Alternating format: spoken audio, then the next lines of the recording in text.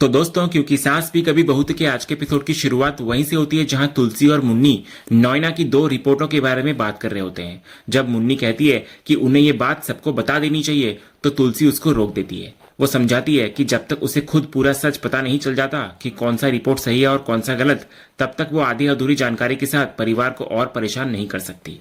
वो मुन्नी को बताती है कि वो खुद अस्पताल जा रही है ताकि सच का पता लगा सके।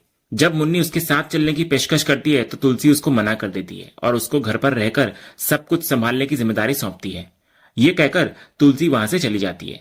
लेकिन दूसरी तरफ तुलसी की ये सारी बातचीत छिपकर खड़ी सुच्चू सुन लेती है। वो तुरंत भागकर नॉयना के पास जाती है और सब कुछ उसको बता देती है। वो बताती है कि कैसे उसने तुलसी और मुन्नी को रिपोर्टों के बारे में बात करते हुए सुना और कैसे तुलसी अब अस्पताल जा रही है। ये सुनकर नॉयना के पैरों तले जमीन खिसक जाती है।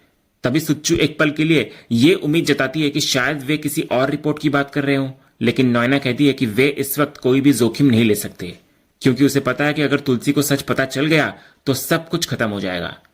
फिर घबराहट में नॉयना और सुच्चू ये तय करते हैं कि वे पहले कमरे में जाकर देखेंगे कि मेडिकल रिपोर्ट अभी भी वहीं है या नहीं। अगर रिपोर्ट्स वहीं पर हुई तो इसका मतलब होगा कि तुलसी को अभी कुछ नहीं पता। ये सोचकर वे दोनों बेहद तनाव में और जल्दबाजी में अपने कमरे की ओर भागने लगती हैं, लेकिन उनकी यह हड़बड़ी वहां खड़ी परी देख लेती है। परी को उनका इस तरह तनाव में भागना बहुत अजीब लगता है और उसके मन में एक नया शक पैदा हो जाता है। दूसरी तरफ शोभा और नंदिनी दोनों मिहिर को परेशान और उदास बैठे देख रही होती हैं। तभी शोभा नंदिनी से पूछती है, तुम देख रही हो ना कि पापा कितने अपसेट हैं? तो इस पर नंदिनी भी अपनी चिंता व्यक्त करते हुए कहती है कि माँ भी अलग से दुखी हैं और अपना दुख सबसे छिपा रही हैं। तभी शोभा कहती है कि उससे ये सब देखा नहीं जा रहा और पता नहीं उन दोनों को किसकी नजर लग गई है। तो नंदिनी तुरंत इस सब का दोष नॉयना पर डालती है, जो उनकी जिंदगी में वापस आ गई है। तभी इधर वैष्णवी वहां आती है और मिहिर को जय श्री कृष्ण कहकर उनका हालचाल पूछती है। इसके बाद जब वो तुलसी के बारे में पूछती है तो मिहिर उसको बताता है कि तुलसी अभी अभी फैक्ट्री गई है, क्योंकि कोई रॉ मटेरियल का कंसाइनमेंट आने वाला था। ये सुनते ही वैष्णवी हैरान हो जाती है। वो तुरंत मिहिर को बताती है कि वो कंसाइनमेंट तो 2 दिन के बाद आने वाला है, क्योंकि उसने आज सुबह ही अपडेट ली है। ये एक छोटा सा खुलासा परिवार के मन में एक बहुत बड़ा सवाल खड़ा कर देता है। मिहिर खुद सोच में पड़ जाता है कि अगर कंसाइनमेंट 2 दिन बाद आना है तो तुलसी आज फैक्ट्री क्यों गई। नंदिनी और शोभा इस पर अपनी अपनी राय देती हैं। शोभा को लगता है कि शायद तुलसी मिहिर की शादी को होते हुए नहीं देख सकती, इसलिए वो किसी बहाने से वहां से चली गई है। लेकिन नंदिनी अपनी माँ के स्वभाव को अच्छी तरह से जानती है। वो दृढ़ता से कहती है कि उसकी माँ मुश्किलों से भागने वालों में से नहीं है, बल्कि उनका सामना करने वालों में से है। उसे पूरा यकीन होता है कि वो अपना काम पूरा करके जरूर वापस आएंगी। दूसरी तरफ नॉयना और सुच्चू अपने कमरे में पहुंचती है। इधर सुच्चू अलमारी में रिपोर्ट्स ढूंढने लगती है, लेकिन वो गायब होते हैं, वहां पर नहीं होते। इधर नॉयना घबराकर बिस्तर के नीचे वाली रिपोर्ट ढूंढती है, लेकिन वो भी गायब होती है। तो अब नॉयना को यकीन हो जाता है कि रिपोर्ट्स तुलसी के पास ही हैं और वो अस्पताल ही गई है। उसकी घबराहट और डर अपने चरम पर पहुंच जाता है। उधर तुलसी अस्पताल पहुंच जाती है। वो रिसेप्शन पर जाकर डॉक्टर गिरीश से मिलने के लिए पूछती है, तो नर्स उसको बताती है कि उनका ट्रांसफर चेन्नई हो चुका है। फिर वो डॉक्टर अविनाश के बारे में पूछती है, तो नर्स बताती है कि वे एक सेमिनार के लिए ऑस्ट्रेलिया गए हुए हैं। तो दोनों डॉक्टरों के न मिलने से तुलसी की उम्मीदों को एक बड़ा झटका लगता है। वो पूछती है कि ऑन कॉल डॉक्टर कौन है, लेकिन उसे बताया जाता है कि फिलहाल कोई भी डॉक्टर फ्री नहीं है और उसे इंतजार करना होगा। यहाँ तुलसी की हताशा को दिखाया गया है। वो सच के इतने करीब पहुंचकर भी उससे दूर हो गई है। दोनों डॉक्टरों का एक साथ उपलब्ध न होना एक बहुत बड़ी बाधा है, जो कहानी में सस्पेंस और भी बढ़ा देता है। तुलसी अब वेटिंग रूम में इंतजार करने के लिए मजबूर होती है, जबकि घर पर शादी का समय नजदीक आ रहा होता है। दूसरी तरफ ये जानने के बाद कि रिपोर्ट्स तुलसी के पास है, नॉयना और सुच्चू की घबराहट अपने चरम पर होती है। नॉयना कहती है कि उन्हें जल्द से जल्द कुछ करना होगा। तभी मुन्नी वहां आ जाती है और नॉयना को पूछती है कि वो यहाँ क्या कर रही है। तो नॉयना बहाना बनाती है कि वो अपनी दवाई लेने आई थी। तो मुन्नी उस पर तंज कसते हुए उसको दुल्हन की तरह आराम करने को कहती है और उसे तैयार करने के लिए वहां से ले जाने लगती है। लेकिन जाते जाते नॉयना मन ही मन सोचती है कि पता नहीं तुलसी उसकी रिपोर्ट्स के साथ क्या कर रही होगी। दूसरी तरफ अस्पताल में तुलसी की उम्मीदों को एक के बाद एक झटके लगते हैं। उसको एक और डॉक्टर से पता चलता है कि डॉक्टर गिरीश सच में ट्रांसफर हो गए हैं और डॉक्टर अविनाश कल तक वापस आएंगे। तो जब तुलसी उसी डॉक्टर को हेल्प मांगने की कोशिश करती है तो वो भी एक इमरजेंसी केस के लिए वहां से निकल जाते हैं। इसके बाद घड़ी में 3:30 बज चुके होते हैं और तुलसी पूरी तरह से असहाय और निराश महसूस करती है। उसके पास समय खत्म हो रहा होता है और सच का पता लगाने का कोई रास्ता ही नहीं दिख रहा होता। उधर शांति निकेतन में नॉयना दुल्हन के रूप में तैयार हो चुकी होती है। जब सुचित्रा उसके हार को ठीक करने के बहाने उसके पास आती है तो उसको धीरे से याद दिलाती है कि समय बीत रहा है, तो उसे जल्द से जल्द कुछ करना होगा। तो नॉयना तुरंत एक नया और खतरनाक नाटक रचने का फैसला करती है। वो अचानक चक्कर आने का अभिनय करती है और गिरने लगती है। मुन्नी और सुच्चू उसको संभालते हैं। तभी सुच्चू जानबूझकर घबराहट का नाटक करती है और मुन्नी को पानी लाने के लिए भेज देती है। इसके बाद अगले ही पल जब पूरा परिवार वहां इकट्ठा हो जाता है तो नॉयना होश में आने का नाटक करती है और कहती है, मुझे सांस नहीं आ रही है। जब मिहिर डॉक्टर को बुलाने की बात करता है तो नॉयना तुरंत उसको रोक देती है। वो कहती है कि डॉक्टर उसको हॉस्पिटल में एडमिट कर देगा और वो नहीं चाहती कि उसकी आखिरी इच्छा पूरी होने से पहले उसे कुछ हो जाए।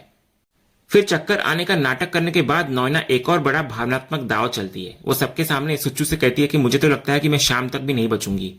ये सुनते ही सुच्चू तुरंत मिहिर से शादी अभी करने की गुहार लगाती है। वो कहती है कि अगर नॉयना की आखिरी इच्छा पूरी हुए बिना उसे कुछ हो गया तो ये बहुत गलत होगा। जब मुन्नी इधर कहती है कि मां के बिना ये कैसे हो सकता है, तो नॉयना भी हाँ में हाँ मिलाते हुए कहती है कि वो तुलसी के बिना शादी नहीं करेगी। लेकिन सुच्चू इस नाटक को और आगे बढ़ाती है। वो कहती है कि नॉयना सुबह से 3 बार बेहोश हो चुकी है और वो मिहिर से कम गणपति पूजन और बाकी रस्में शुरू करवाने का अनुरोध करती है ताकि तुलसी भी तब तक आ जाए। तभी नॉयना भी ये कहकर भावनात्मक दबाव बनाती है कि अगर उसे कुछ हो गया तो सबसे ज्यादा अफसोस तुलसी को ही होगा। इस जबरदस्त भावनात्मक दबाव के आगे मिहिर आखिरकार हार मान लेता है। वो नंदिनी को गणपति पूजन और बाकी रस्में शुरू करवाने का आदेश देता है। वो कहता है कि वो तुलसी को फोन करता है, लेकिन मुन्नी उसको रोककर खुद फोन करने की जिम्मेदारी लेती हुई नजर आती है। फिर सबके जाने के बाद नॉयना अपने नाटक से बाहर आती है और सुच्चू से कहती है बस तुलसी के आने से पहले ये शादी हो जाए। दूसरी तरफ मुन्नी तुलसी को फोन लगाती है और उसको बताती है कि नॉयना की तबीयत बहुत खराब है और वो चक्कर खाकर गिर गई थी। वो उसे जल्द से जल्द घर आने के लिए कहती है। तो तुलसी ये सुनकर चौंक जाती है, लेकिन वो एक बहुत बड़ी दुविधा में फंस चुकी होती है। वो मुन्नी से कहती है कि मैं कैसे आऊं, अभी तक मेरी डॉक्टर से बात भी नहीं हो पाई है। जब तक रिपोर्ट्स का सच पता नहीं चलेगा मैं कैसे आ पाऊंगी। वो मुन्नी को नॉयना पर नजर रखने के लिए कहती है और वादा करती है कि जैसे ही उसकी डॉक्टर से बात होगी वो तुरंत घर आ जाएगी। उधर मंडप में मुहूर्त पूजा संपन्न होने के बाद नॉयना एक बार फिर से अपनी नौटंकी शुरू कर देती है। वो उठने में असमर्थ होने का नाटक करती है और मिहिर को कहती है कि बाकी की सारी रस्में यहीं पूरी कर दी जाए। वो एक बहुत ही डरावना संवाद बोलती है कि मुझे ऐसा लग रहा है कि अगर हम रुक गए तो मेरी सांसें रुक जाएगी। ये सुनकर मिहिर और भी ज्यादा असहाय महसूस करने लगता है।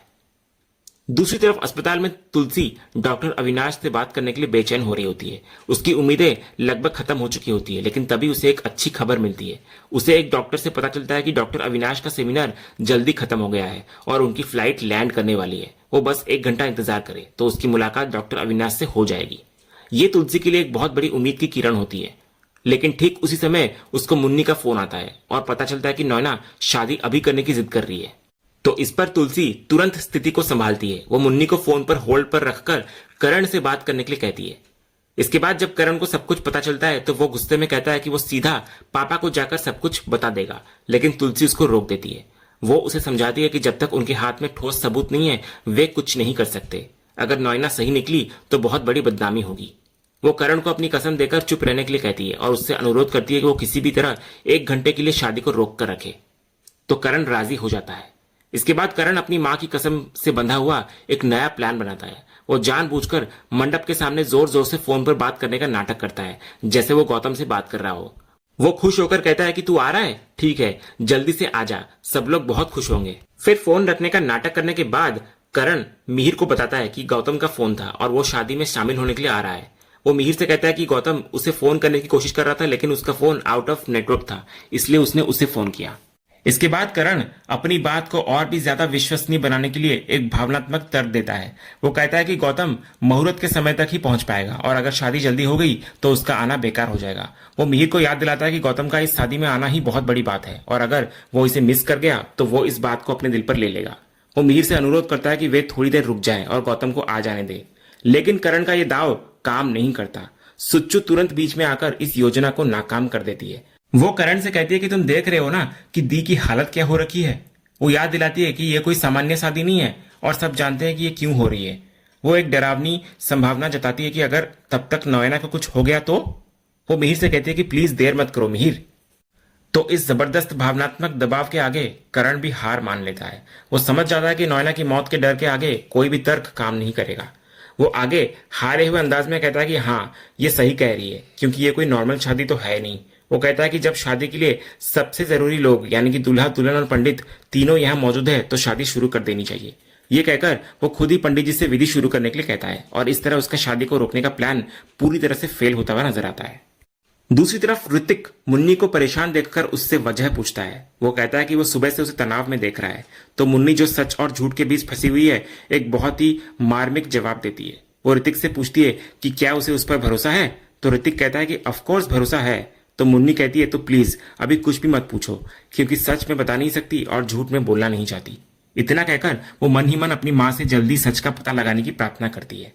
उधर अस्पताल में तुलसी की नजरें बार बार घड़ी पर जा रही होती है। 4:10 बज चुके होते हैं और हर गुजरता पल उसकी बेचैनी को बढ़ा रहा होता है। वो पूरी तरह से असहाय महसूस कर रही होती है। फिर अंत में वो हाथ जोड़कर ठाकुर जी से प्रार्थना करती है। उसकी प्रार्थना में एक गहरी पीड़ा और एक डर होता है। वो कहती है कुछ कीजिए ठाकुर जी वरना बहुत बड़ा अनर्थ हो जाएगा, ऐसा अनर्थ जो मेरे हाथों से हुआ है। और इसी सीन के साथ आज का ये एपिसोड यहीं पर खत्म होता है। तो दोस्तों आपको आज का ये एपिसोड और इसका अपडेट कैसा लगा, अपनी राय हमें कमेंट बॉक्स में जरूर बताएं। अगर आपको आज का ये वीडियो पसंद आया हो तो वीडियो को लाइक करें, शेयर करें और हमारे चैनल को सब्सक्राइब करके बेल आइकन जरूर दबाएं ताकि क्योंकि सास भी कभी बहू के अगले धमाकेदार एपिसोड का अपडेट आपको सबसे पहले मिले। मिलते हैं अगले वीडियो में, तब तक के लिए धन्यवाद।